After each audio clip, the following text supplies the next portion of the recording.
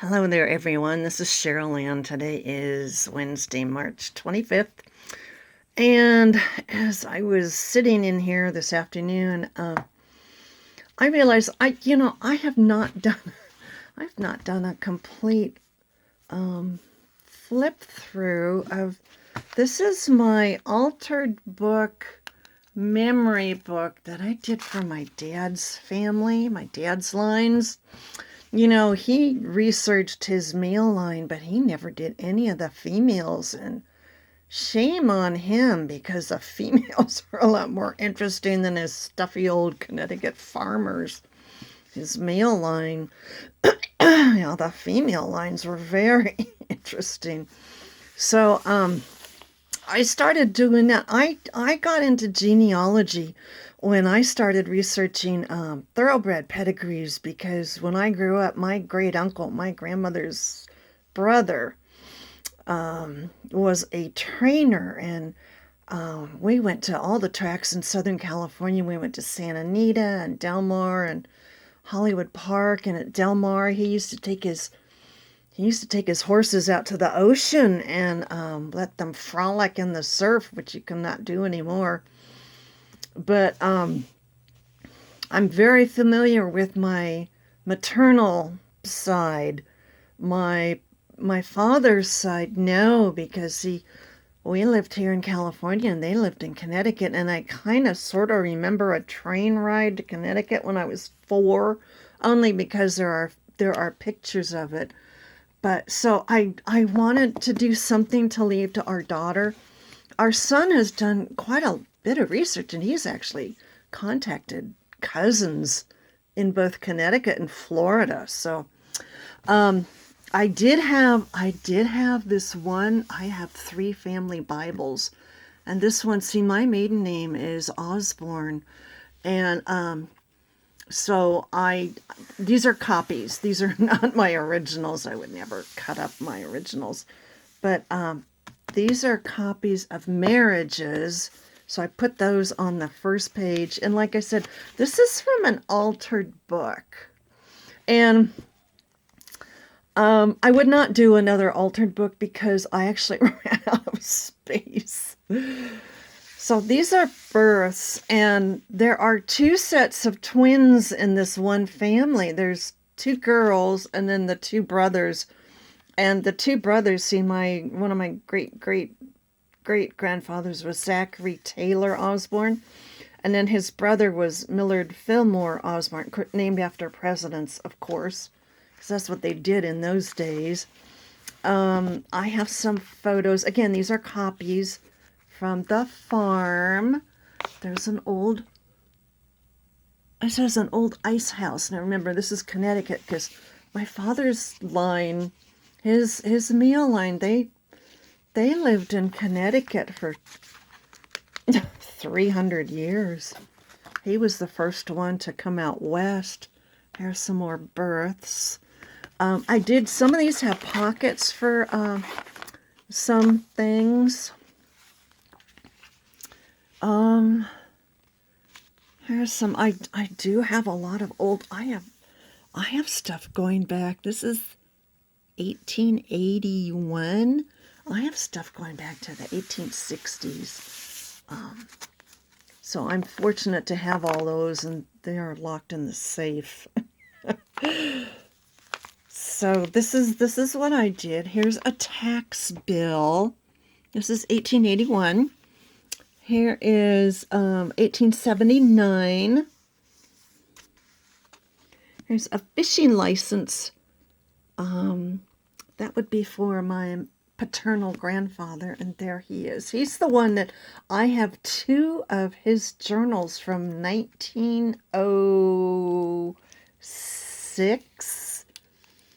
It's really interesting to see the price of corn. That was 5 cents each. This is Zachary Taylor. These are his children. So that would be great-grandfather, grandfather. I've got some notes here. Somebody was asking on one of the Facebook groups how do you do a memory book? So I thought, you know what? I don't have a video that I've done. So you can see there's a lot of photographs. I did some notes. I did take a Sharpie. I took one of these,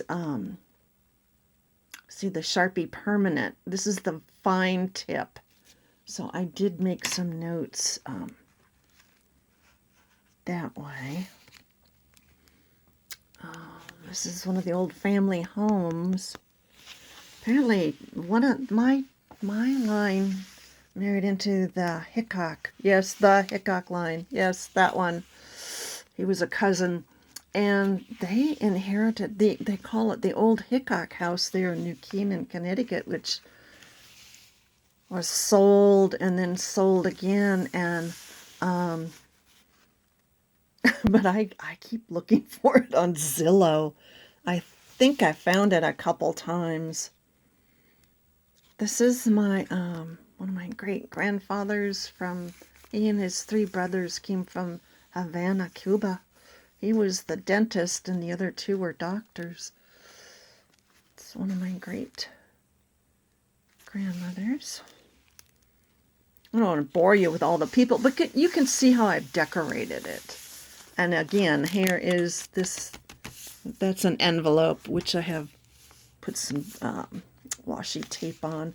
I mean, you can decorate it any way you want. This is just how I did mine. These 2 are cousins. Emilio, the one from Cuba, married. He had 2 wives because Ana Luisa died when she was 33. So he married one of the Hickok. She's Anna Osborne, but she's from the Hickok line.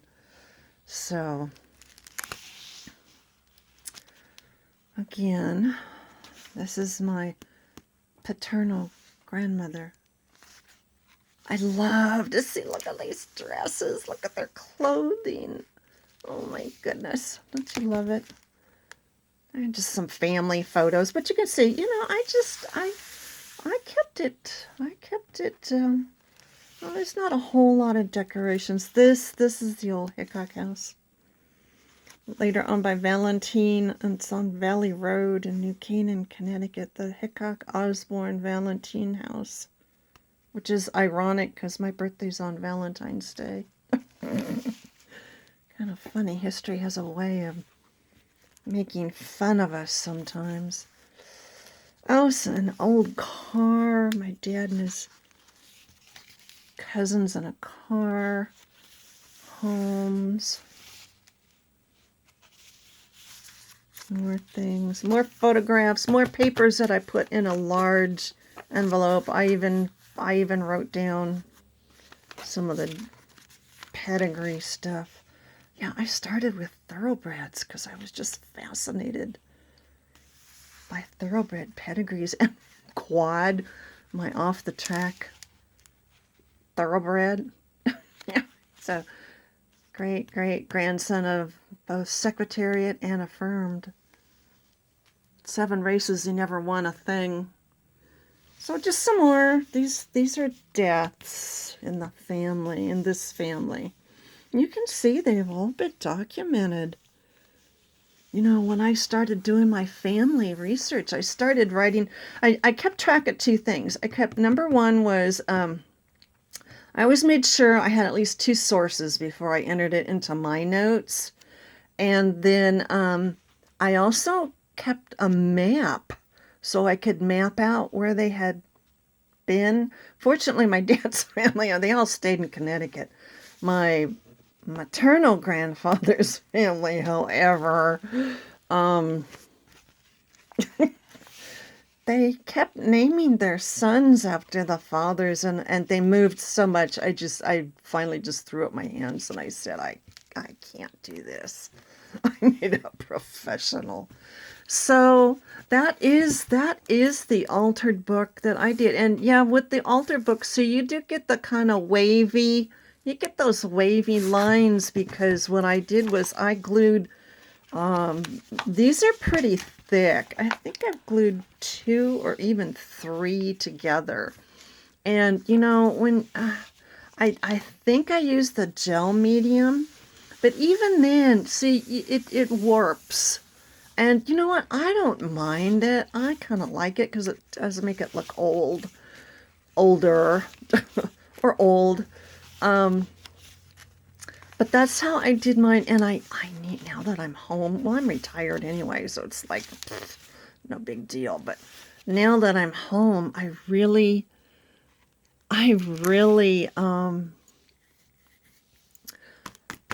want to do one from my mom's side, but I'm not going to use an altered book because just like I said, I ran out of space, and I think I just crammed a bunch of stuff in here because I ran out of room. So that should be something for for you all to keep in mind, is that you do need.